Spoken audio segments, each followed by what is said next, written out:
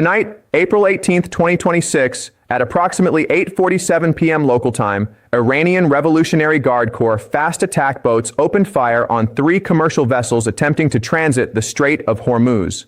One of those vessels was an Indian-flagged oil tanker. Another was a container ship registered in Panama.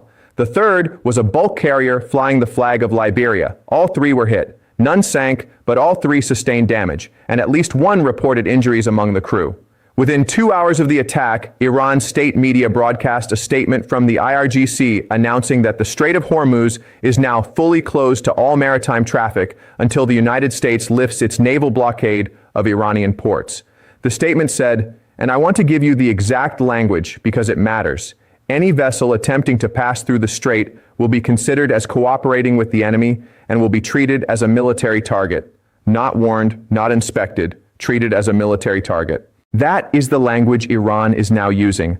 The Strait of Hormuz, the 33-kilometer-wide waterway through which roughly 20% of the world's oil passes on a normal day, is now a live fire zone, not contested, not partially restricted, fully closed with force being used against ships that attempt passage.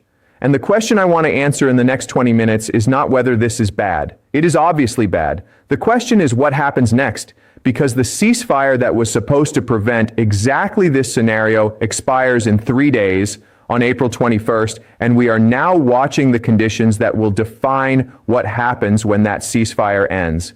Let me start with what we know about the attacks themselves, because the details matter, and I think they have been underreported in the initial coverage. The first ship fired upon was the Indian-flagged tanker MT Suvarna Swarajya. The vessel was carrying 280,000 barrels of crude oil from the United Arab Emirates to a refinery in Gujarat, India. It entered the strait from the Gulf of Oman side at approximately 8:30 p.m., following the northern shipping lane that runs close to the Iranian coast. At 8:47 p.m., according to the ship's automatic identification system data, 3 IRGC fast attack boats approached the tanker at high speed. The IRGC boats hailed the tanker on maritime radio and ordered it to stop and reverse course. The tanker's captain, following standard protocol in a situation like this, radioed the Indian Coast Guard and requested guidance. Before receiving a response, the IRGC boats opened fire with deck-mounted machine guns. The tanker was hit multiple times on the port side. The ship's bridge reported that at least 1 crew member was injured, though the extent of the injuries has not been publicly disclosed. The tanker stopped its engines and is currently anchored in Iranian territorial waters under IRGC supervision. The second ship, a Panamanian-flagged container vessel, was transiting the southern lane, closer to the Omani side of the strait, when it was intercepted by a separate IRGC patrol. That ship was also fired upon and forced to anchor. The third vessel, a Liberian bulk carrier, attempted to reverse course after seeing the first 2 ships attacked, but was pursued by IRGC boats and hit by gunfire before it could exit the strait. It is now also under Iranian control. All 3 ships, their crews, and their cargo are currently being held by Iran. Iran has not announced formal charges, but the IRGC statement described the ships as violating Iranian sovereignty by entering a maritime zone that Iran has declared closed. Here is why this is a qualitatively different situation than what we have seen over the past 7 weeks. Since the war began on February 28th, Iran has controlled access to the Strait of Hormuz through a combination of threats, mines, and selective enforcement. Iran closed the strait to Western ships but allowed vessels from certain countries, China, Russia, India, Pakistan, Iraq, to pass through after paying what Iran described as a transit toll. That system, however coercive, had a logic. Iran was using control of the strait as leverage, not as a weapon. Ships that complied with Iran's terms could pass. Ships that did not comply were turned away. But tonight's attacks represent a shift. The Indian tanker that was fired upon was not violating any Iranian directive. India has maintained neutral relations with Iran throughout this war. Indian ships have been among the few allowed to transit Hormuz under Iran's controlled access system. The tanker was carrying oil from the UAE, not from a country at war with Iran. It was following an established shipping lane. It was not engaged in any activity that Iran had previously defined as hostile, and it was still fired upon. That tells you that Iran's criteria for what constitutes a threat has changed. The new criterion, according to the IRGC statement, is any vessel attempting to pass through the strait while the U.S. blockade remains in place. Not any Western vessel. Not any vessel carrying sanctioned cargo. Any vessel, period. That is a total closure enforced with live fire, and it applies to every country, including countries like India that have tried to stay neutral in this conflict. Now let me explain why this happened tonight, because I think the timing is essential to understanding Iran's calculation. On April 13th, the United States announced a naval blockade of Iranian ports, ordering all ships entering or leaving Iranian territorial waters to stop for inspection. The blockade was intended to cut off Iran's oil exports and force Iran back to negotiations over its nuclear program. Iran responded by stating that if the U.S. blockade was not lifted within 72 hours, Iran would close Hormuz entirely. That 72-hour deadline expired on April 16th. The U.S. blockade remained in place. For 2 days, April 16th and 17th, there was a standoff. The U.S. Navy maintained its blockade positions outside Iranian ports. Iran did not close Hormuz, but also did not allow unrestricted passage. Ships attempting to enter the strait were warned off by IRGC patrols but not fired upon. Diplomatic activity intensified. Turkey offered to mediate. Pakistan's foreign minister called for an emergency extension of the ceasefire. The UN Secretary General issued a statement urging both sides to de-escalate. And then this evening, Iran acted. The question is why now? Why, after 2 days of restraint, did Iran choose tonight to escalate to live fire? I believe the answer is that Iran concluded the United States was not going to lift the blockade, and that waiting longer would erode Iran's credibility without producing any diplomatic gain. Iran's leverage in this conflict comes from its ability to control Hormuz. If Iran threatens to close the strait but does not follow through, the threat loses power. If Iran allows ships to continue passing while the U.S. blockade remains in place, Iran looks weak. By firing on ships tonight and announcing a total closure, Iran is reasserting the credibility of its threats and forcing the world to take seriously the costs of the U.S. blockade continuing. There is also a second factor, and I think this is equally important. The ceasefire expires in 3 days. Iran knows that when the ceasefire ends, the United States has the option to resume military strikes. Trump has said publicly that if Iran does not agree to nuclear terms acceptable to the U.S., America will consider strikes on Iranian infrastructure, including power plants, bridges, and potentially nuclear facilities. Iran is operating under the assumption that war is about to resume. And if war is about to resume, Iran has an incentive to establish the most defensible position possible before the fighting starts.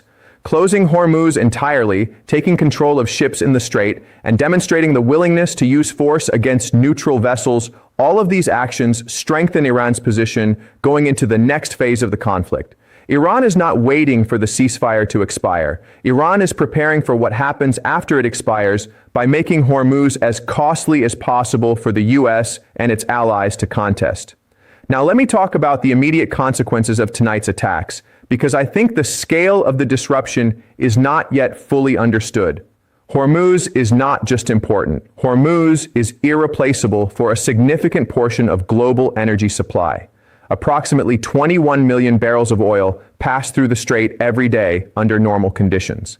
That represents about 21% of global petroleum consumption. There are alternative routes. Some oil can be shipped overland through pipelines. Some can be rerouted through the Red Sea, though that route is also contested due to Houthi attacks. But there is no alternative that can replace the full volume that normally moves through Hormuz.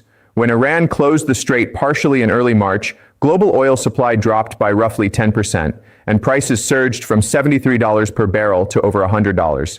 Tonight's closure is not partial, it is total, and it is being enforced with force. That means oil supply is not just constrained, it is cut off entirely for any company or country that is not willing to risk having its ships fired upon by the IRGC. The immediate market reaction has already begun. Brent crude futures opened Sunday evening at $118 per barrel, up from $96 on Friday. That is a 23% increase in less than 48 hours. West Texas Intermediate is trading at $114, up from $92. Analysts at Goldman Sachs released a note tonight projecting that if the closure persists for more than 1 week, oil could reach $150 per barrel, a level not seen since the brief spike during the 2022 Russia-Ukraine war. But price is not the only issue. Supply is the issue. Even if countries are willing to pay $150 per barrel, the oil has to be physically available. And if Hormuz is closed, the oil that normally flows from Saudi Arabia, the UAE, Kuwait, Iraq, and Iran to markets in Asia, Europe, and North America is not flowing. Refineries that depend on that oil will run short. Fuel prices will spike. Industries that depend on cheap energy will cut production. The global economy, already under strain from 7 weeks of war, will contract further. The International Energy Agency warned 2 weeks ago that a full closure of Hormuz would trigger the worst energy crisis since the 1970s. That warning is now a reality. There is another dimension to tonight's attacks that I think has been under-discussed, and that is the signal it sends to third-party countries. India, the country whose tanker was fired upon tonight, has tried very hard to stay neutral in this conflict. India maintained diplomatic relations with both the United States and Iran. India continued buying Iranian oil even after the war started, paying in rupees through a special banking channel that bypassed U.S. sanctions. India believed that by staying neutral and maintaining economic ties with Iran, it could protect its ships and its energy supply. Tonight's attack proves that belief was wrong. Iran is no longer distinguishing between neutral countries and hostile countries. Iran's new position is that any ship in Hormuz is cooperating with the enemy simply by being there, while the U.S. blockade is in place.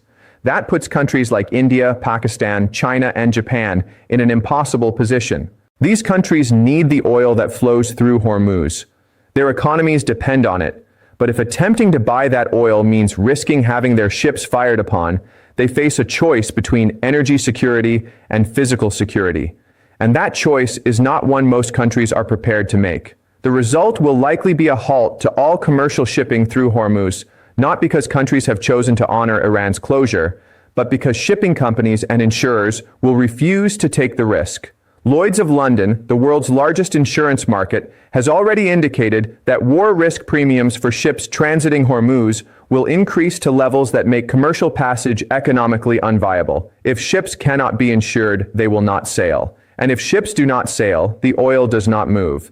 Now let me turn to the question that I think matters most. What can the United States do about this? The U.S. has several options, none of them good. The first option is to accept the closure and focus diplomatic efforts on convincing Iran to reopen the strait in exchange for concessions. That would likely require the U.S. to lift or modify its naval blockade of Iranian ports. It might also require the U.S. to soften its demands on Iran's nuclear program. This is the option that most U.S. allies in Europe and the Middle East are quietly pushing for. Saudi Arabia has publicly called for the U.S. to negotiate. Germany's chancellor has said the blockade is making the crisis worse. Even Britain, America's closest ally, has refused to join the blockade. The diplomatic pressure on the U.S. to de-escalate is significant. But this option requires Trump to accept that his maximum pressure strategy has not worked, that the blockade has not forced Iran to capitulate, and that the U.S. needs to offer something in return for Iran reopening Hormuz. That is a politically difficult position for Trump, especially with midterm elections coming in November. Accepting a deal that looks like a compromise after 7 weeks of war would be hard to sell domestically. The second option is to use military force to reopen the strait. The U.S. Navy could attempt to escort commercial ships through Hormuz, using destroyers and aircraft to provide protection against IRGC attacks. This is technically feasible. The U.S. has overwhelming military superiority in the Gulf. American ships are better armed, better defended, and better trained than IRGC fast attack boats. But this option has risks. If the U.S. Navy escorts a ship and that ship is attacked, the U.S. will have to respond with force. That response could include sinking IRGC vessels, striking Iranian coastal positions, or launching airstrikes on IRGC bases. Any of those actions would be an escalation that moves the conflict from a blockade standoff to active combat. And once active combat resumes, the ceasefire is effectively over, even if the formal deadline has not yet passed. The third option is to wait. The ceasefire expires in 3 days. If the U.S. believes that war is inevitable, it may choose to let the current situation persist until the ceasefire formally ends, at which point the U.S. would have legal and political clearance to resume strikes on Iran. This option avoids the risk of escalating before the ceasefire expires, but it accepts 3 more days of global oil markets in chaos, prices above $110, and supply disruptions rippling through every economy on Earth. 3 days may not sound like much, but in energy markets, 3 days of a total Hormuz closure is enough to cause fuel shortages, factory shutdowns, and panic buying that could take months to resolve. None of these options are attractive, and that is why I think the next 72 hours are more dangerous than any period since the war began. The U.S. is being forced to choose between accepting a humiliating diplomatic retreat, launching a military escalation that could spiral into full-scale war, or allowing the global economy to suffer catastrophic energy shortages while waiting for a ceasefire deadline that may not produce a better outcome. Iran, meanwhile, has taken the position that it will not reopen Hormuz until the U.S. blockade is lifted. And Iran has demonstrated tonight that it is willing to use force to enforce that position, even against ships from neutral countries that have tried to stay out of the conflict. The result is a standoff where both sides have drawn lines they cannot easily retreat from, and where the costs of the standoff are being borne by the entire world. Let me close with one final observation. Tonight's attacks are not just about Hormuz. They are about what happens when a 2-week ceasefire is used not to negotiate peace, but to prepare for the next round of war. The ceasefire that was supposed to create space for diplomacy has instead become a countdown to escalation. The U.S. used the ceasefire to resupply its navy and announce a blockade. Iran used the ceasefire to close Hormuz and demonstrate its willingness to fire on ships. Both sides are positioning for what comes after April 21st, and neither side is positioning for peace. The structural logic of the situation is pushing toward resumed combat, not toward a deal. And tonight's attacks, the first use of live fire against commercial shipping since the ceasefire began, are the clearest sign yet that the ceasefire is not holding. It is expiring in real time, 3 days before the formal deadline. Tonight, Iran fired on 3 ships trying to cross Hormuz. The strait is now fully closed. Every ship is a target, and in 3 days, the ceasefire that was supposed to prevent this ends. Watch what happens next, because the decisions made in the next 72 hours will determine whether this war restarts, whether it expands, or whether some last-minute diplomatic breakthrough pulls both sides back from a conflict that neither can win and neither can afford to lose.